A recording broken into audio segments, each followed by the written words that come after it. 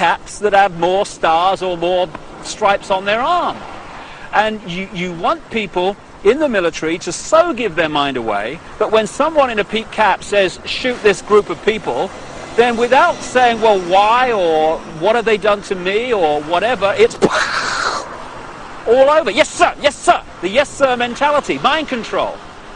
And if those people had a drink with the opposition, the opponents, the enemy, they'd probably get on fine.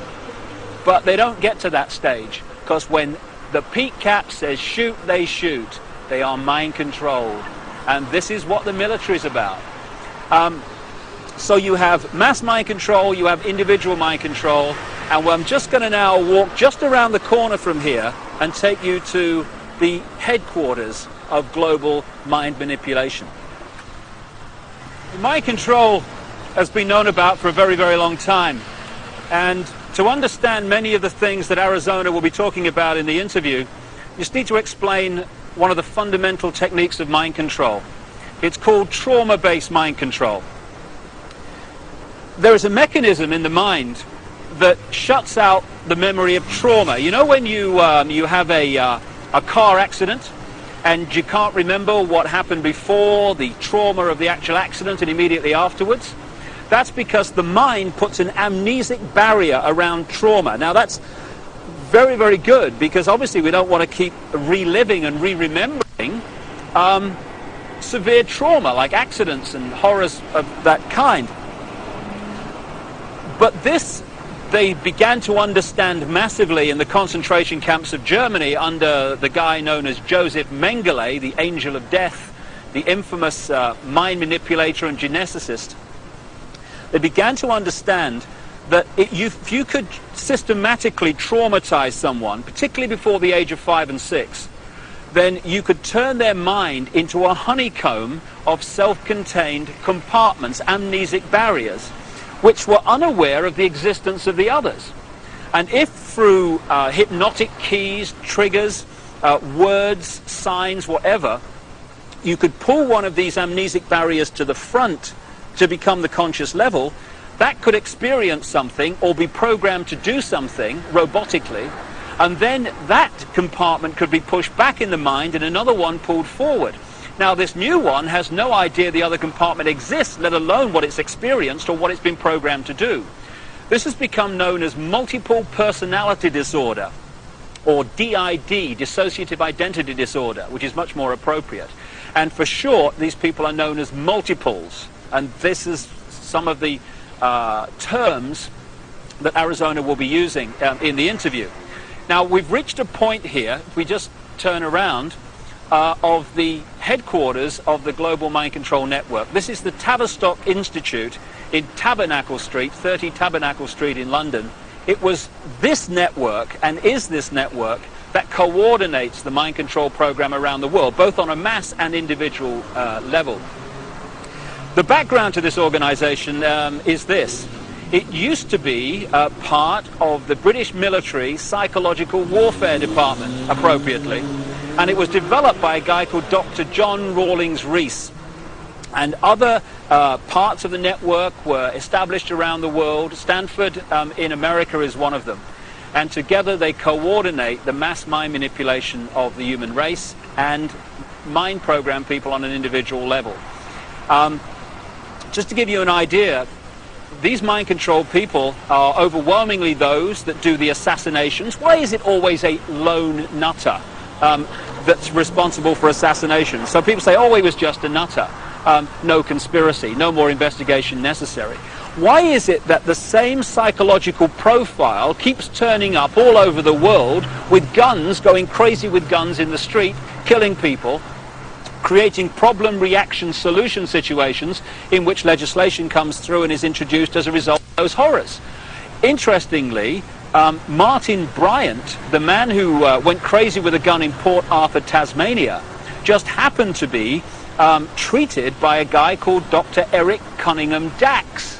Now, Cunningham Dax was the Tavistock Institute representative in Australia and a close associate for decades of Dr. John Rawlings Rees that sent the whole thing going.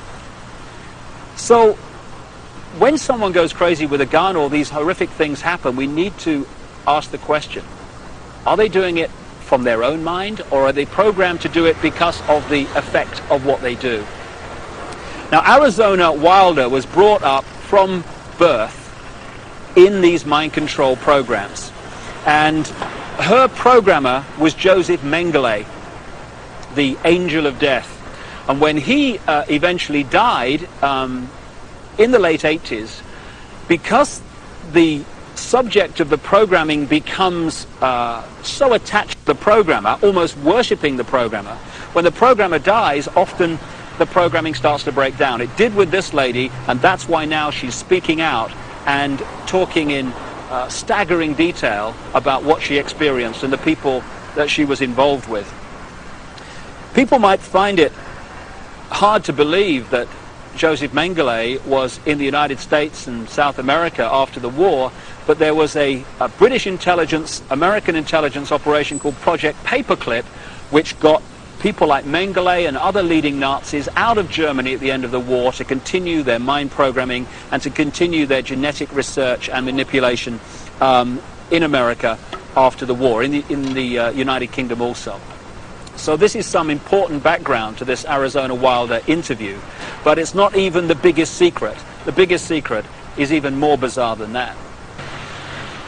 Well, I've now come literally a few strides outside of the official boundaries of the City of London into an area known as Temple Bar, where the Royal Courts of Justice are established, and this is the centre of the British legal profession. Not just the British legal profession, but the legal profession of the world, as the biggest secret exposes. This is where they come to the bar, as it's said, to become barristers, the top of the legal profession, and eventually to become the judges that are part of the network and the secret society network overwhelmingly, who are told what to do. And when you've got judges being told what to do by the secret society network, what justice is there?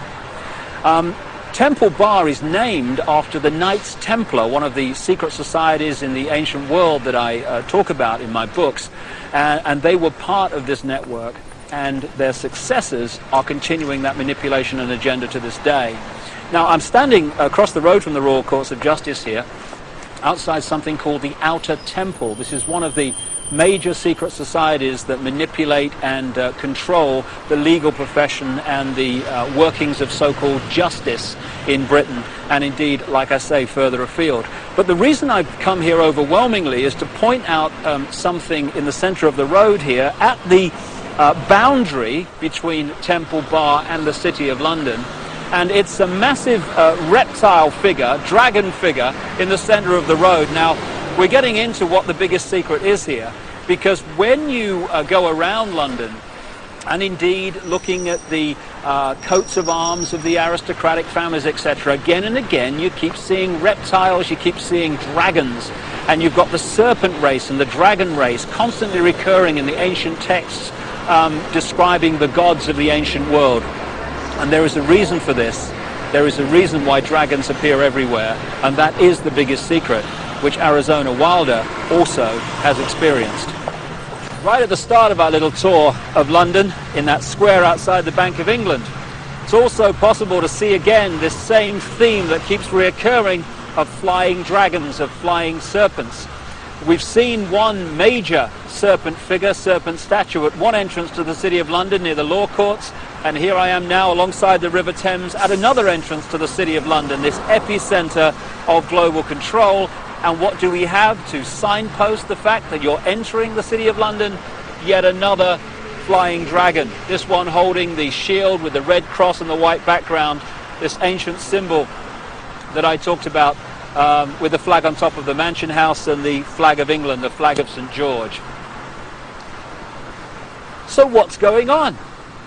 Why, when you look at the ancient accounts of the ancient gods, do you again and again see this reoccurring theme of the serpent race, the serpent gods, the flying serpents?